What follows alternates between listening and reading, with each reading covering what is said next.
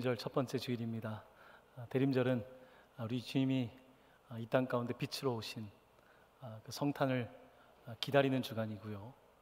또 우리 주님께서 재림하실 것을 또 기다리는, 또한 기대하는 그런 주간입니다. 4주 동안 이제 초를 밝히는데요. 오늘은 소망의 촛불을 밝혔습니다. 한 해 살아가면서 답답했던 일도 많지만 다시 한번 억지로라도 불을 밝히며 하나님께서 우리 가운데 일하실 것을 좀 소망하며 나아가는 그런 대림절 첫 번째 주간이 되기를 예수님의 이름으로 간절히 축원합니다. 대림절은 교회력으로는 첫 번째 날입니다. 1월 1일 내년이 우리 세상의 달력으로는 첫 번째 날이지만 오늘 우리는 주님을 기다리는 이 첫 번째 날을 맞이하고 있습니다.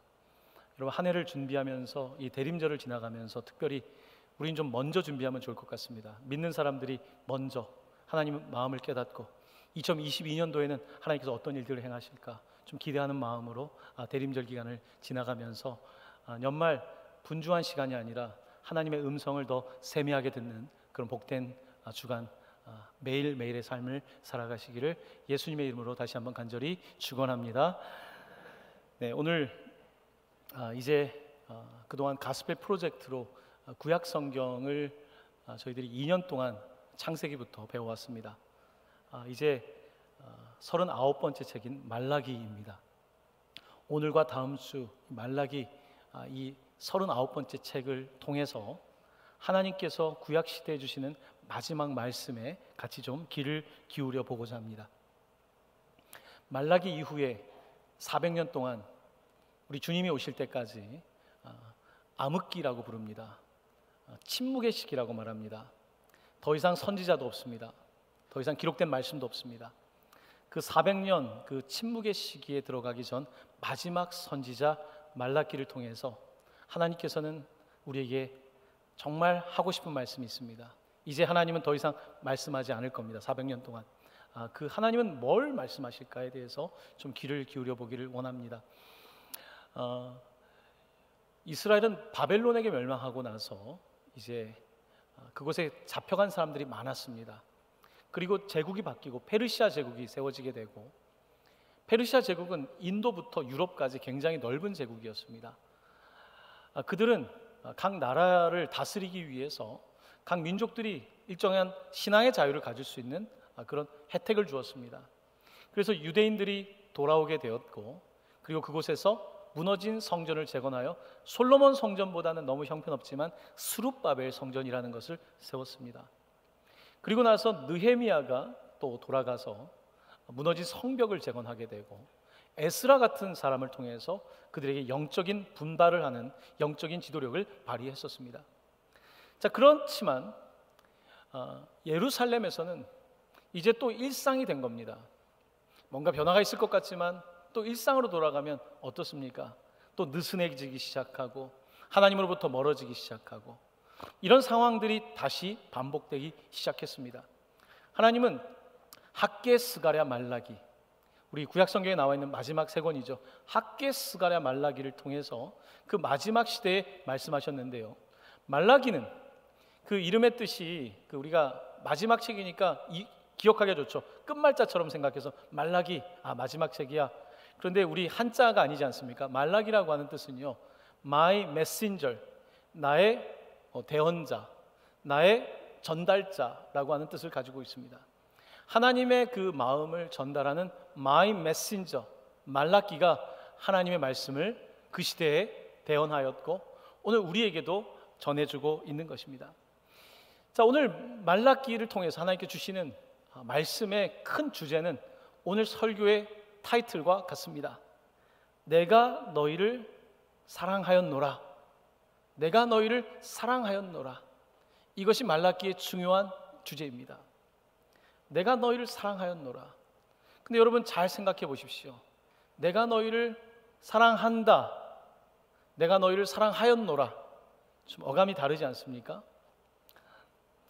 어느 날 갑자기 아침에 눈을 뜨고 배우자가 나는 당신을 사랑했었어요 라고 말하면 여러분 어떻겠습니까? 난 당신을 사랑했었어요. 여러분 아마 깜짝 놀라겠죠. 사랑했었어요.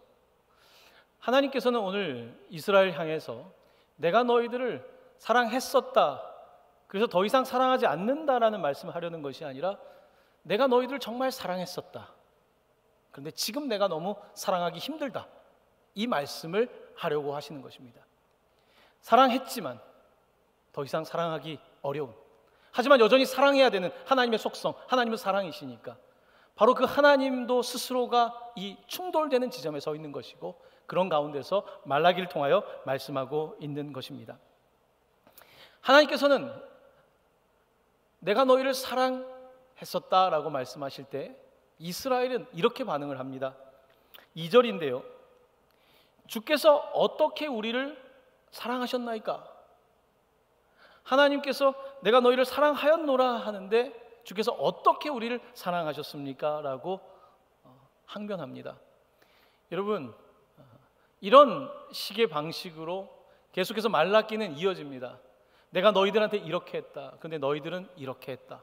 그러면 그들은 우리가 언제 그랬습니까? 어떻게 그랬습니까? 항변하는 이런 내용인데요, 하나님께서는 이 이스라엘에게 하나님이 어떻게 그들을 사랑하셨는지 오늘 우리가 읽은 본문을 통하여서 이렇게 말씀하십니다. 2절에서 3절인데요, 제가 읽어보겠습니다. 나 여호와가 말하노라, 에서는 야곱의 형이 아니냐? 그러나 내가 야곱을 사랑하였고 에서는 미워하였으며. 하나님께서는 너는 둘째 아니니? 장자인 에서가 축복을 받는 건데 장자의 복을 너에게 주었는데 내가 너를 사랑했고 에서는 미워했다. 여기서 에서를 미워했다는 것은 막 우리가 누구를 진짜 미워한다는 그런 뜻은 아닙니다. 덜 사랑했다는 뜻입니다. 내가 너를 더 사랑했고 너에게 더 특혜를 주었다. 너는 자격이 없는 둘째이지만 내가 너에게 그렇게 했다. 이 말씀을 읽을 때 그러면 하나님은 왜 사람을 미워하시지라고 생각할 수 있지 않습니까? 그렇진 않습니다. 에서가 하나님을 덜 사랑했던 것입니다. 에서가 하나님을 사랑하지 않았던 것입니다. 하나님은 그래서 에서를 덜 사랑한 것입니다. 미워했다고 표현되고 있는 것입니다. 히브리서 12장 16절은 이렇게 말씀합니다. 한 그릇 음식을 위하여 장자의 명분을 판 에서와 같이 망령된 자가 없도록 살피라. 에서는 장자권을 우습게 여겼습니다. 하나님이 주신 그 축복을 스스로가 마다하게 된 것입니다. 하나님은 오늘 우리에게 말씀하십니다. 하나님께서 우리를 사랑하신다. 너는 자격이 없지만 내가 사랑했다. 어쩌면 둘째 같은 하나님의 사랑을 받을 수 없는 우리들을 하나님께서는 부르고 계신 것입니다. 근데 여전히 여러분들, 근데 하나님이 미워한다는 표현이 불편하실 수 있을 것 같습니다.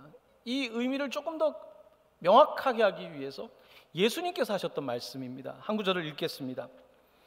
무릇 내게 오는 자가 자기 부모와 처자와 형제와 자매와 더욱이 자기 목숨까지, 같이 읽어볼까요? 미워하지 아니하면 능히 내 제자가 되지 못하고. 이 말씀을 예전에 읽을 때 여러분 지금도 그러신지 모르겠지만, 아니 부모도 미워하고 형제 자매도 미워하고 다 미워해야지 예수님의 제자가 되는 건가? 그런 뜻이 아닙니다. 미워한다는 것은 그렇게 하라는 것이 아니라 하나님이 먼저가 되지 않으면, 하나님이 최우선이 되지 않으면 너희들은 내 제자가 될 수 없다는 거거든요. 부모보다도, 부모를 사랑하지 말라는 것이 아닙니다. 부모보다도, 자녀보다도. 그런데 에서는 하나님을 그렇게 사랑하지 못했습니다. 에서는 자기가 받은 복을 당연하게 여겼고 장자권을 별거 아닌 것으로 여겼습니다. 하지만 야곱은 하나님의 그 사랑을 바랬고 그 장자권을 바랬고, 하나님은 그 야곱에게 그가 받을 수 없는 사랑을 주셔서 그에게 은혜를 베푸시는데요, 그들이 애굽의 노예일 때 그들을 구원하셔서 광야를 통해서 약속의 땅까지 주셨고 그 땅을 축복하셔서 지금까지 은혜를 베푸셨다는 말씀을 하면서, 근데 어떻게 너희들이 하나님이 어떻게 우리를 사랑하셨습니까? 라고 반문하냐고 하나님도 그들과 함께 논쟁을 벌이고 있는 것입니다. 말라기에는 크게 6가지의 논쟁이 있습니다. 오늘 그 가운데 3가지의 논쟁을 볼 텐데요, 우리가 먼저 지금까지 이야기한 것은 첫 번째 논쟁입니다. 사랑에 대한 논쟁입니다. 하나님이 사랑하신다고 했는데 하나님이 어떻게 우리를 사랑하셨습니까? 하나님은 그들을 사랑했다라고, 지금까지 내가 너희들한테 한 것을 보라고, 둘째인 너희들에게 했던 것을 보라고 말씀하신 것입니다. 자, 그러면 그 다음에 사람들은 계속해서 하나님께 따져 묻는데요, 대표적인 말씀 몇 가지를 좀 봉독하겠습니다. 1장 2절입니다. 주께서 어떻게 우리를 사랑하셨나이까. 1장 6절입니다. 우리가 어떻게 주의 이름을 멸시하였나이까. 1장 7절입니다. 우리가 어떻게 주를 더럽게 하였나이까. 2장 17절입니다. 우리가 어떻게 여호와를 괴롭혀 드렸나이까. 3장 8절입니다. 우리가 어떻게 주의 것을 도둑질하였나이까. 3장 13절입니다. 우리가 무슨 말로 주를 대적하였나이까. 자, 제가 대표적인 말씀을 읽었습니다. 하나님께서 계속해서 말씀하실 때 계속해서 논쟁을 합니다. 우리가 어떻게, 언제 하나님과 계속해서 이렇게 쟁론을 벌이고 있는 내용인데요.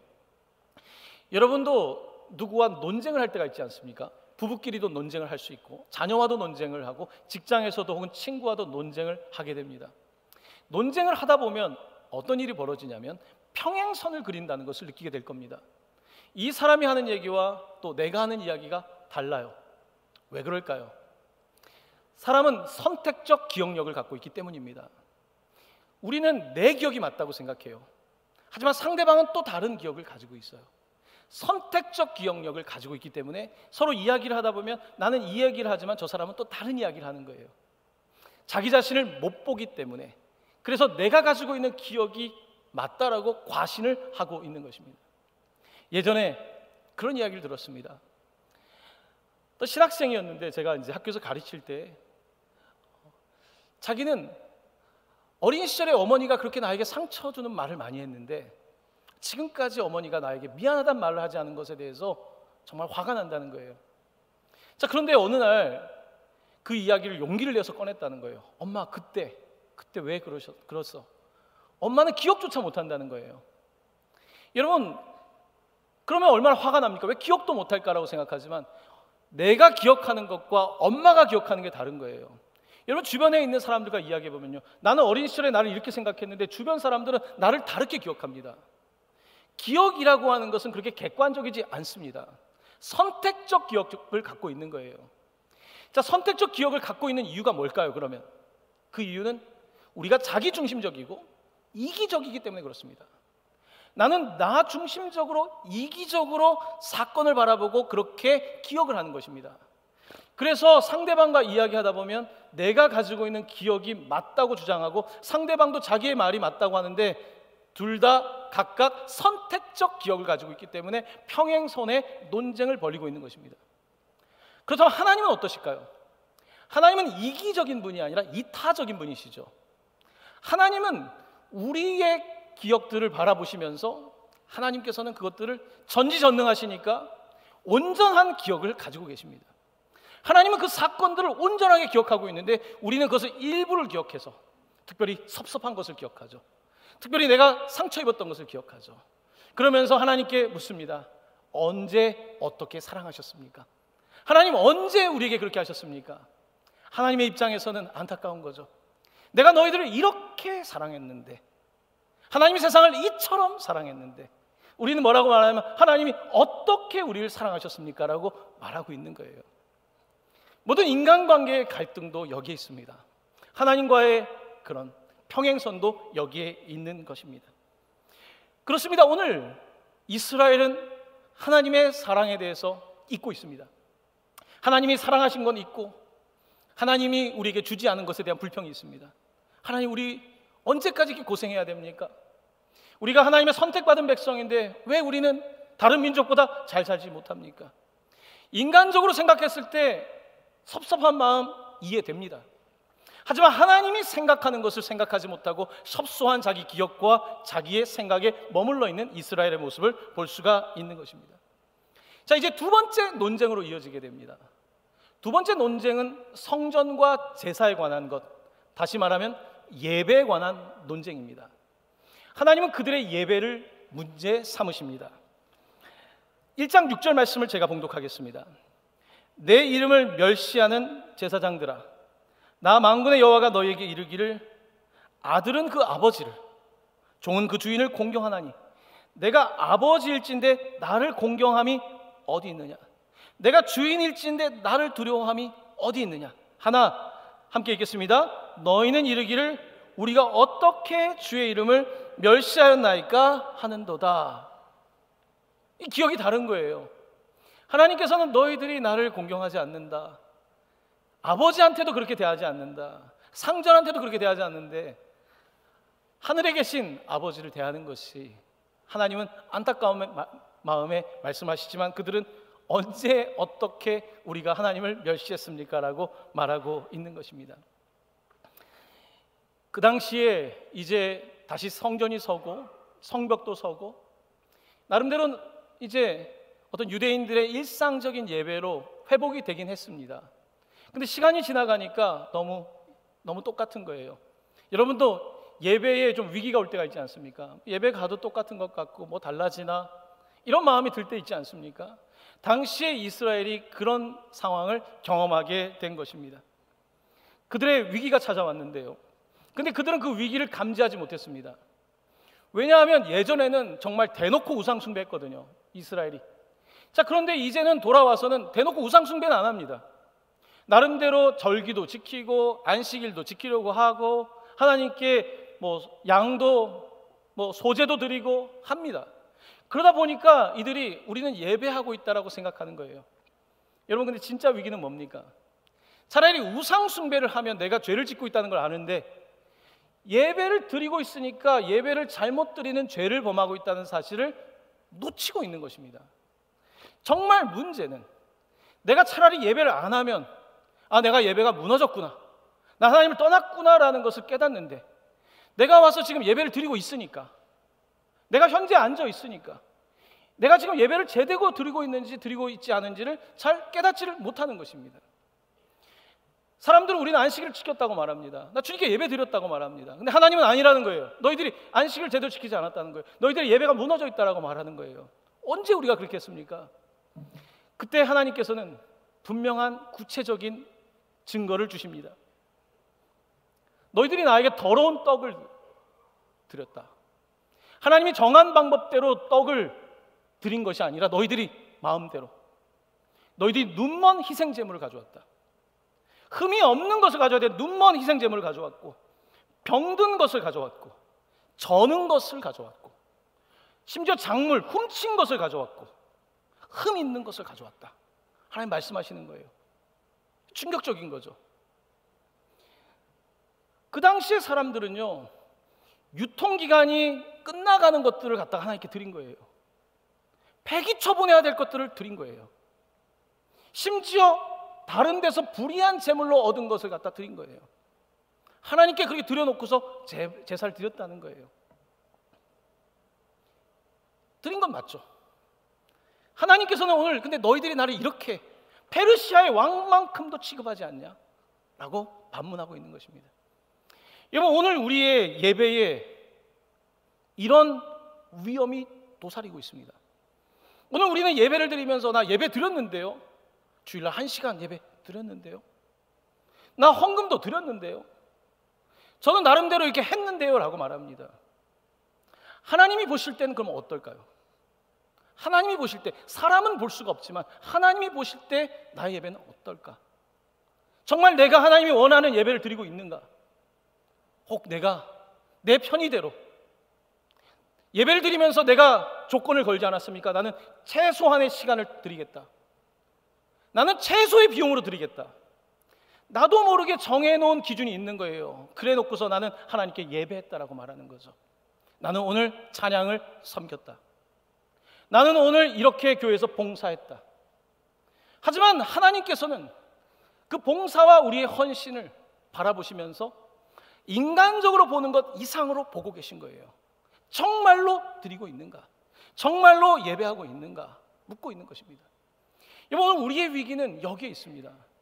예배를 드리면서 나는 예배를 드린 거예요. 여러분, 온라인으로 예배할 수 있습니다. 어려운 상황 가운데 있는 분들이 있습니다. 현장에서 예배할 수 있습니다.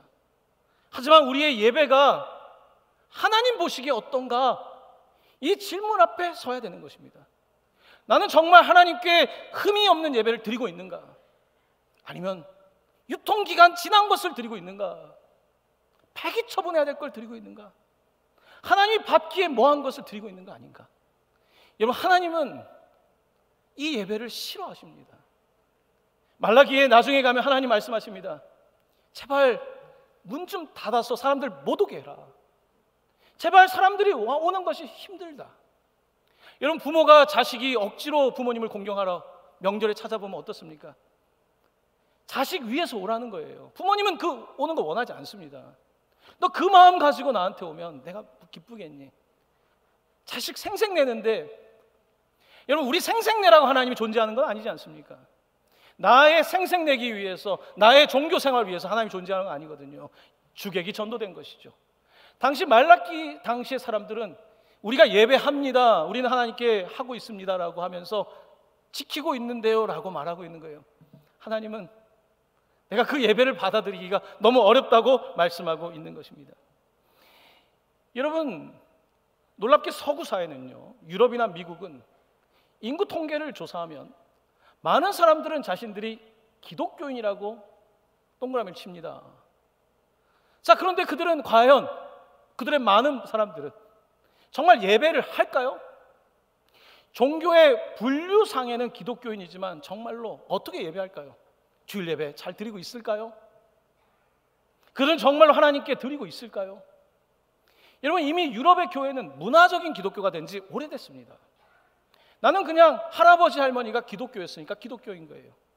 나는 어릴 때 교회 가서 세례를 받았으니까 기독교인인 거예요. 동그라미를 치는 문화적인 기독교인에 머물러 있는 것입니다. 오늘 우리 한국 사회도 예배 위기에 봉착해 있습니다. 성도들이 복음으로 살아야 되겠다는 마음보다는 나는 그냥 기독교인이다. 기독교인이라고 하는 정의는 뭡니까? 나는 예배를 드린다. 나는 크리스마스 때도 교회를 가고, 나는 우리 애들도 가끔씩 교회를 보내고, 이것이 기독교인이라고 말하는 거예요. 2021년도에 흥미로운 종교 통계가 있었습니다. 그 통계 조사를 보면요, 2021년 현재 한국 종교 분표는 개신교가 17%, 불교가 16%, 천주교가 6%입니다. 그러니까 개신교와 불교가 비슷한 숫자를 가지고 있습니다. 자, 그 다음 통계가 재미있습니다. 경전을 한 주에 얼마 정도 읽는가 물어봤을 때 개신교인들은 42%, 천주교인은 35%, 불교인은 3%가 나왔습니다. 우리 개신교는 주일날 교회를 한 번 와서 성경을 읽어도 읽은 거잖아요. 그러니까 열심히 생활한다는 거예요. 불교는 3%입니다. 불경을 읽는 사람이 그 인구 가운데 3%만 되는 거예요. 자, 기도에 대해서 물어봤습니다. 하루 1회 이상 기도의 비율, 개신교 37%. 우리 밥 먹을 때 한 번이라도 기도하지 않습니까? 천주교 31%, 불교 5%. 여러분, 불교는 우리와 물론 종교의 패턴이 다르긴 하지만 경전을 읽고 기도하는 생활이 많이 부족하다는 거죠. 그래서 개신교는 말씀을 읽고 기도하는 비율이 상대적으로 높은 겁니다. 여러분, 그런데 불교가 일종의 문화가 되지 않습니까? 기독교가 이제 한국의 문화가 되어가고 있는 거예요. 문화가 된다는 건 뭡니까? 사람들이 와서 어쩌다 한 번씩 이제 예배 드리는 거죠. 이제 우리가 기독교 문화를 아는 거예요. 그래서 부활절이다, 크리스마스다, 아이들 그래도 너네 세례 받아야지. 하지만 너네가 어릴 때 꼭 교회를 다닐 필요는 없어. 때가 되면 교회를 오면 되는 거야. 우리는 기독교 문화라고 하는 아주 독특한 이런 종교가 문화가 되는 시대를 살고 있는 것입니다. 복음의 능력은 사라지고 오늘 우리는 이와 같은 위기를 맞고 있는 거예요. 지금 말라기 시대의 사람들이 그런 위기를 맞이한 겁니다. 아예 대놓고 우상 숭배할 때는 하나님 우리가 잘못했습니다, 죄인입니다 라고 고백하는데 이제는 우리 예배를 드렸다는 거예요. 우리 안식일을 잘 지켰다는 거예요. 번제도 드렸고 화목제도 드렸고. 하지만 하나님 보시니까 그게 너 정말 드린 거니? 저는 것, 너도 시장에 내다 팔 수 없는 것, 너 거 다 가져가고 그거 나한테 주는데 내가 그 예배를 받을 수 있겠니? 하나님은 지금 뼈아픈 얘기를 하고 있는 겁니다. 내가 너희를 사랑하였노라. 하지만 지금은 내가 너희를 사랑하기가 너무 어렵다. 당신을 사랑했어요. 하지만 지금은 당신을 사랑하기가 너무 어려워요. 당신을 정말로 사랑했어요. 정말 그런데 사랑하기가 너무 어려워요. 하나님이 여러분 이 마음을 아시겠습니까? 사랑하지만 너무 사랑하기 힘든 상태에 우리 주님께서 가고 있다는 것을 성경은 우리에게 분명하게 보여주고 있는 것입니다. 경건의 모양은 있습니다. 하지만 경건의 능력은 없습니다. 와서 형식은 다 갖췄습니다. 순서대로 예배가 진행됩니다. 하지만 그곳에 능력이, 여러분, 하나님의 능력이 나타나야지 그것이 예배인데 예배의 능력이 사라지게 되고 그냥 마치 빈 공간을 채우듯이 채워서 우린 다 했다고 말한다면 그것은 하나님이 기뻐하시는 예배는 아닐 것입니다. 예배는 생색내는 자리가 아닙니다. 예배는 음으로 채우는 자리가 아닙니다. 예배는 우리가 하나님께 드리는 선물입니다. 그의 사랑이 너무 크셔서 오늘 우리가 최선을 다하여서 드리는 것이 예배인 것입니다. 그런데 이렇게 예배하는 사람을 찾는 것이 어렵다는 거예요. 많은 사람들이 애서 갔다는 거예요. 뭐 장자권, 하나님 섬긴다고 하지만 나에게 1번이 아닌 거예요. 내게 하나님은 몇 번인지 모릅니다. 예수님께서는 이 예배에 관해서 요한복음 4장에서 이렇게 말씀하십니다. 우리 함께 말씀을 읽겠습니다.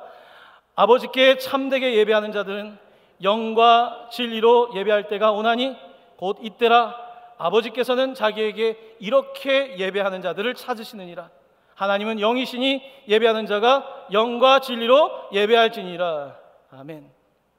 여러분, 영과 진리로 예배한다는 것은요, 그냥 예배 시간에 드리는 것이 아닙니다. 그 전이 중요한 거예요. 어떤 자세를 가지고 와서 예배하는가, 이게 중요한 거예요. 내가 어떤 지금 양을 가지고 오고 있는가, 내가 어떻게 하나님께 드리고 있는가. 하나님은 영과 진리로 예배하는 사람을 찾고 계신 것입니다. 찾고 계신다고 합니다. 찾기가 힘들단 말입니다, 여러분. 하나님이 그런 사람 찾기가 어렵다는 거예요. 참 뼈아픈 저희의 모습을 보면서 느끼는 바 아니겠습니까? 자, 이제 말라기의 세 번째 논쟁입니다. 세 번째 논쟁은 이제 하나님의 사랑, 그 다음에 예배에 관한 부분에서 이제는 세 번째 논쟁은 관계, 인간관계에 관한 부분인데요, 특별히 부부관계, 가정에 대해서 말씀하고 있는 대목입니다. 이제 이스라엘 사람들이 예루살렘으로 돌아오게 되었는데요, 남녀 성비의 문제가 있었습니다. 남자들이 많이 돌아왔어요. 그러다 보니까 여성들이 부족한 겁니다. 그러다 보니까 결혼은 해야 되겠는데 이방 여자들과 결혼하는 일들이 벌어지게 되는 거예요. 또한 같은 민족인데도 여러분, 이방 여인이 나에게 더 아름다워 보이고 내가 더 그 결혼을 선택하고 싶을 수 있잖아요. 하나님께서는 이방인들에 대해서 말하지 않습니다. 믿는 사람들에게 너희들이 믿음을 지키는 결혼이 최우선이다. 결혼이 먼저고 믿음이 아니라 믿음을 지키고 결혼하는 것이 중요하다는 것이 하나님의 원칙인데 사람들은 그렇게 하지 못했습니다. 느헤미야는 성벽을 세워놓고, 사람들이 성벽 세우는 것보다 더 어려운 게 믿음 세우는 거 아닙니까? 가정 세우는 거 아닙니까? 가정을 못 세우는 거예요. 제사장들의 가정이 무너지는 겁니다, 당시에. 안타깝게 이 느헤미야 마지막 13장에서 이렇게 그들에게 화를 냅니다. 제가 그 말씀을 읽어보겠습니다. 또 이르기를 옛적에 이스라엘 왕 솔로몬이 이 일로 범죄하지 아니하였느냐? 그는 많은 나라 중에 비길 왕이 없이 하나님의 사랑을 입은 자라. 하나님이 그를 왕으로 삼아 온 이스라엘 다스리게 하였으나 이방 여인이 그를 범죄하게 하였나니 너희가 이방 여인을 아내로 맞아 이 모든 큰 악을 행하여 우리 하나님께 범죄하는 것을 우리가 어찌 용납하겠느냐. 느헤미야는 솔로몬의 예를 듭니다. 솔로몬 이후에 나라가 두 개로 쪼개지지 않습니까? 다윗의 길이 아니라 솔로몬의 길을 너희들이 또 간다는 거예요. 하나님을 향한 하나의 마음, 하나님이 주시는 한 여자가 아니라 너희들의 마음이 또 갈라져서 이방 여인들에게, 또 다른 여인들에게 가고 있다는 것을 그들에게 경계하고 있는 것입니다. 그런데 제사장들도 그 일에서 무관하지 않고 제사장들의 성적인 타락에 대해서 말씀하고 있는 것입니다. 하나님은, 여러분, 세상은 우리가 어떻게 못하지 않습니까? 하지만 하나님이 우리를 부르실 때는요, 우리를 그리스도인으로 부를 때는 우리가 그리스도인으로서의 결혼, 가정, 직장, 사업 모든 분야에서 그리스도인으로 할 수 있기를 원하시는 거예요. 하나님이 우리를 부르실 때 그냥 주일날 와서 예배 드리는 것 끝이 아니라 우리의 모든 삶의 영역에서 하나님을 예배하는 것, 하나님은 그걸 원하는 거예요. 그게 제사장 나라인 거예요. 그냥 교회에 와서 주일날 예배 드린 것이 제사장이 아니라 우리의 삶의 모든 영역에서 하나님의 영역 주권을 인정하는 것, 바로 이것이 하나님께서 원하시는 바로 예배인데, 당시의 사람들은 하나님과의 관계에서 예배도 대충 하나님이 원하지 않는 이제 가정생활도 그러다 보니까 무너지게 됩니다. 예배가 무너지니까 가정이 무너지는데요, 하나님께서는 그들에게 이렇게 안타까운 마음으로 이런 말씀을 하십니다. 조금 길지만 2장 14절에 16절을 읽겠습니다. 제가 읽겠습니다. 이는 너와 내가 어려서 맞이한 아내 사이에 여호와께서 증인이 되시기 때문이라. 그는 내 짝이요 너와 서약한 아내로되 내가 그에게 거짓을 행하였도다. 그에게는 영이 충만하였으나 오직 하나를 만들지 아니하셨느냐. 어찌하여 하나만, 왜 한 여자만 만드셨겠느냐. 이는 경건한 자손을 얻고자 하심이라. 그러므로 내 심령을 삼가 지켜 어려서 맞이한 아내에게 거짓을 행하지 말지니라. 이스라엘의 하나님 여호와가 이르노니 너는 이혼하는 것과 옷으로 학대를 가리는 자를 미워하노라. 만군의 여호와의 말이니라. 그러므로 너희 심령을 삼가 지켜 거짓을 행하지 말지니라. 아멘. 하나님은 어릴 때 그 신부를 맞이해놓고 이게 마음에 안 든다, 저게 마음에 안 든다, 자기들이 고안해서 이혼 증서 쓰는 법 만들고 내쫓고 자기 좋아하는 여자 데려다가 또 같이 살고, 그러면서 거기에 법적 뒷받침하기 위해서 하나님의 법이 아닌 자기들이 법을 만드는 이런 상황을 보면서 하나님께서 분노하십니다. 내가 너에게 하나의 여자를 준 거 아니니? 하나의 여자를 주고 하나의 여자를, 한 명의 여자를 사랑하라고, 그리고 그 여인을 통하여서 경건한 믿음의 가문을 세우라고 말하지 않았니? 근데 거짓말하고 함부로 자기의 아내를 떠나서 또 다른 사람에게 사랑을 주고, 또한 그것뿐만 아니라 자녀에게 학대를 하는데 옷으로 학대당한 것을 감춰놓고, 이런 일들이 그 시대에 벌어지고 있었던 것입니다. 하나님을 향한 예배가 무너지니까 그 다음 바로 무너지는 것은 가정이었습니다. 바로 가정이 무너진 것입니다. 연쇄적인 무너짐을 경험하고 있는데 사람들은 언제 우리가 그랬습니까? 하나님 언제 우리가 이혼했습니까? 저 여자가 잘못해서 법적으로 문제없이 저는 이 여자와 사는 것입니다. 이런 식의 논쟁을 거듭하는 거예요. 예수님 시대도 그런 이혼에 관한 논쟁이 넘쳐납니다. 우리 주님이 어떻게 보시겠습니까? 사람은 몰라도요, 하나님은 아시는 것 아니겠습니까? 그 부분에 대한 하나님 앞에 나와 돌이킴이 없이는요, 우리는 결국은 하나님을 섬기는 것이 아니라 우리는 결국은 내가 주인 되는 삶을 사는 거예요. 내 기억과 내 생각 가지고 살아가는 것 아니겠습니까? 오늘 하나님께서는 우리에게 요구하고 계십니다. 요구하고 있어요. 진정으로 하나님을 사랑한다는 것이 무엇인지, 진정으로 하나님을 예배하는 것이 무엇인지, 진정으로 복음을 살아내고 삶 속에서 예배가 되게 하는 것이 무엇인지, 가정과 우리의 자녀와의 관계에서, 직장에서 어떻게 해야 되는 것인지.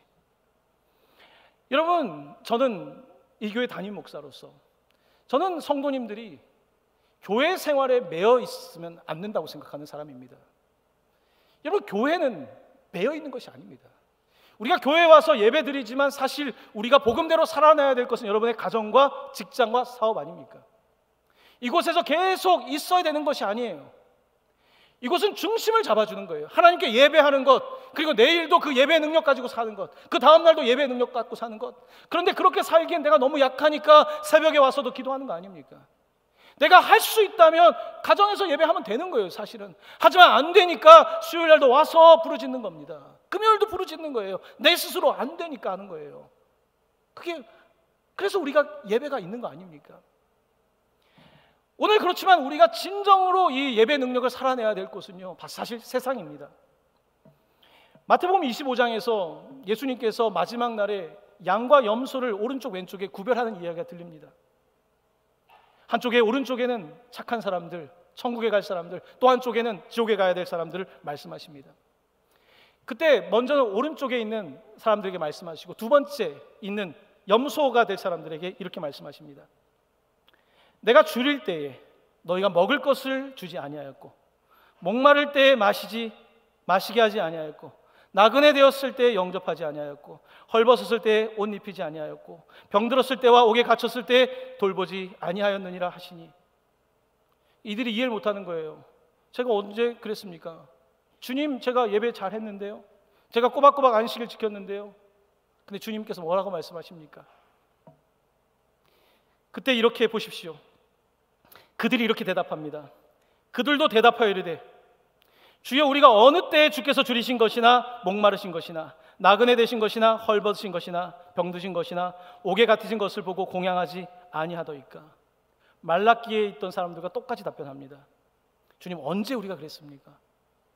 작은 자에게 한 것이 내게 한 거라고 말씀하시는데 와서 예배는 잘 드렸지만 바깥에 줄인 자, 바깥에 굶주린 자, 바깥에 병든 자들을 돌아보지 않는 그들에게 그들에게 한 것이 곧 나에게 한 거라고 말씀하지 않습니까? 그들은 이렇게 답변합니다. 우리가 언제 그렇게 안 했습니까? 어떻게? 그러니까 예배는 있지만 제대로 된 예배가 없는, 삶 속에 예배가 없는 사람들에 대하여 하나님은 말씀하고 있는 거예요. 말라기의 말씀이 예수님의 마태복음 25장에 그대로 등장하고 있는 것입니다. 사랑하는 성도 여러분, 말라기 이후에 더 이상 선지자는 없습니다. 세례 요한이 올 때까지 선지자는 없습니다. 400년 동안 침묵이 이어집니다. 오늘 사랑은 차가운 사랑입니다. 여러분, 나는 당신을 사랑했어요. 그 다음은 차가운 사랑입니다. 더 이상 말하지 않습니다. 부부 사이에 난 당신을 사랑했어요. 하지만 침묵이 흐릅니다. 언제 따뜻한 대화했는지 잊어버렸습니다. 침묵이 흐르는 거예요. 하나님이 지금 이스라엘을 향하여 침묵합니다. 내가 너희들을 사랑했었노라. 지금도 사랑하죠. 하지만 더 이상 말할 수가 없는 거예요. 받아들이지 않는 사람에게 말할 수 없는 거예요. 하나님께서는 오늘 우리에게 침묵하시는 것 아닙니까? 오늘 우리를 향해서도 하나님은 침묵하고 있는 것 아닙니까? 말해도 알아듣지 못하기 때문에 침묵하신 거 아닙니까? 더 큰 위기가 올 때 그때 하나님께 돌이키는 거 아닙니까? 사람은 위기가 진짜 크게 올 때 느끼지 않습니까? 그러다 보니까 어떻습니까? 우리의 예배가 침식당하고 있는 거예요. 계속해서 세상이 교회에 들어와서 우리를 침식하고 있고 무너뜨리는데 오늘 우리는 예배를 했습니다. 오늘 우리는 몇 명이 모였습니다. 오늘 예배 때 찬양이 이랬고 설교는 이랬고 우리는 많은 이야기들을 할 수 있지만 어떤 우리의 각자의 삶의 영역에서 이미 우리의 영역들을 우리는 이미 세상에 빼앗기고 있는 것 아니겠습니까? 하나님의 영역들을 내어주고 있는 것 아니겠습니까? 여러분, 우리는 이렇게 이야기합니다. 하나님이 먼저 그렇게 하신 거 아닙니까? 우리 논쟁할 때 그러잖아요. 당신이 먼저 그랬고 하나님이 먼저 그런 거 아닙니까? 아닙니다. 이스라엘이 먼저 그렇게 한 것입니다. 하나님은 지금도 그들의 이야기를 듣습니다. 말 같지 않은 이야기지만 듣습니다. 사랑하니까요. 자녀의 이야기 듣습니다. 하지만 더 이상 하나님은 이제 듣지 않습니다.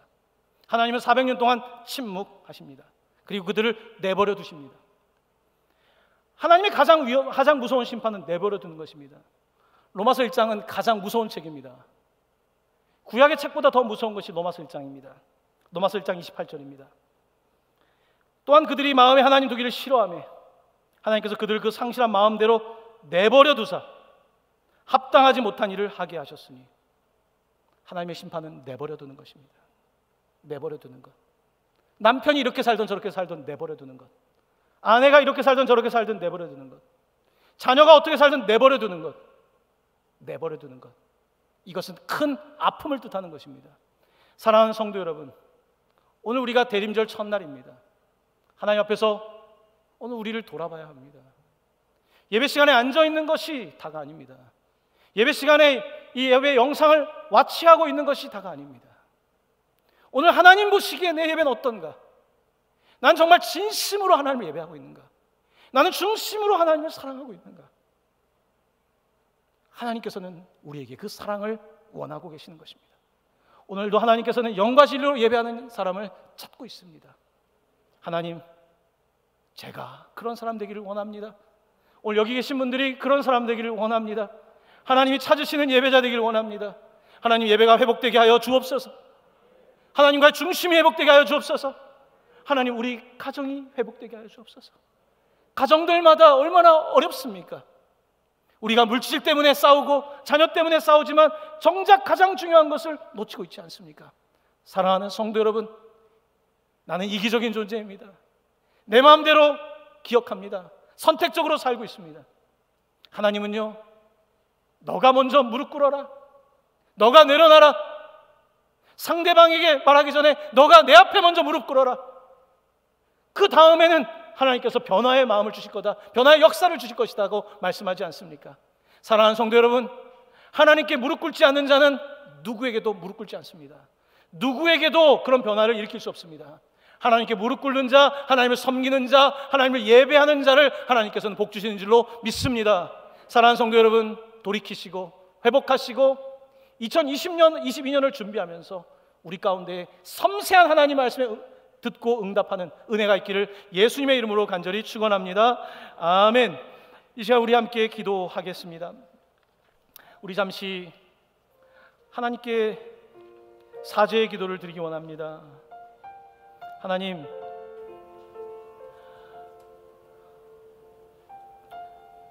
하나님께 나와 재고를 드리듯이, 폐기 처분해야 될 걸 드리듯이 예배하고 있지 않습니까?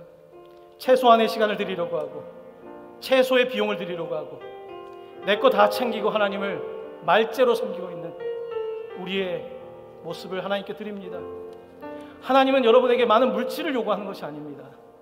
하나님은 여러분의 모든 시간을 요구하는 것이 아닙니다. 하지만 내가 소중한 것을 드리라고 말씀하고 있습니다. 이 시간 하나님 앞에 우리의 죄를 고백합시다. 또한 고백합시다. 하나님, 말씀은 들었지만 가정에서 사랑하지 못했습니다. 내 상처만 이야기했습니다. 내 아픔만 이야기했습니다. 하나님의 마음으로 바라보지 못했습니다. 용서하여 주시옵소서. 이 시간 함께 우리 회개와 회복을 위한 기도를 올려드립니다. 하나님, 주님 용서하여 주시옵소서. 예배 시간을 1부, 2부, 3부 그것이 다가 아닌데 순간순간마다 주님께 중심을 드려야 되는데, 교회 바깥을 나가도 주님께 내 마음을 드려야 하는데, 하나님 아버지, 교회 안에서는 그저 문화적으로, 아버지 하나님 기능적으로 주님을 섬기고 세상에 나가면 내 마음대로 살았던 우리의 죄악을 용서하여 주옵소서. 하나님, 내가 너희들을 사랑하였노라. 주님이 얼마나 사랑하기 어려우면 하나님 이 말씀을 하십니까? 내가 너희를 사랑하였노라. 하나님, 주님, 우리도 주님을 사랑하게 하여 주옵소서. 아버지 하나님, 주님을 사랑하게 해주십시오. 내가 가장 사랑하는 것이 주님입니다.